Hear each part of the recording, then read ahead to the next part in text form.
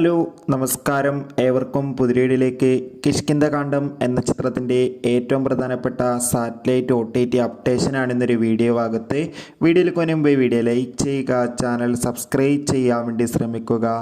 ആസിഫ് അലി, അപർണ ബാലമുരളി, ജഗദീഷ്, അശോകൻ, വിജയരാഘവൻ എന്നൊക്കെ പ്രധാന കഥാപാത്രങ്ങളായ ചിത്രമായിരുന്നു കിഷ്കിന്ധകാണ്ഡം. ചിത്രത്തിന് ഒരു മികച്ച പോസിറ്റീവ് റെസ്പോൺസ് തന്നെയാണ് ഇപ്പോഴും പുറത്തുവന്നുകൊണ്ടിരിക്കുന്നത്.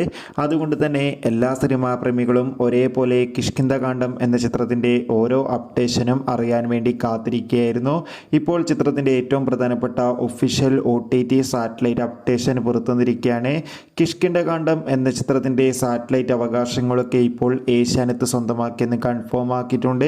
OTT അവകാശങ്ങളൊക്കെ ഡിസ്നി പ്ലസ് ഹോട്ട്സ്റ്റാർ എന്ന OTT പ്ലാറ്റ്ഫോമാണ്. ഇപ്പോൾ കിട്ടുന്ന അപ്ഡേറ്റുകൾ പ്രകാരം ചിത്രം തിയേറ്ററുകളിൽ റിലീസ് ചെയ്ത് 4 മാസത്തിന് ശേഷം മാത്രമായിരിക്കും OTT റിലീസ് ചെയ്യുക എന്നാണ് അറിയാൻ വേണ്ടി സാധിച്ചിട്ടുള്ളത്.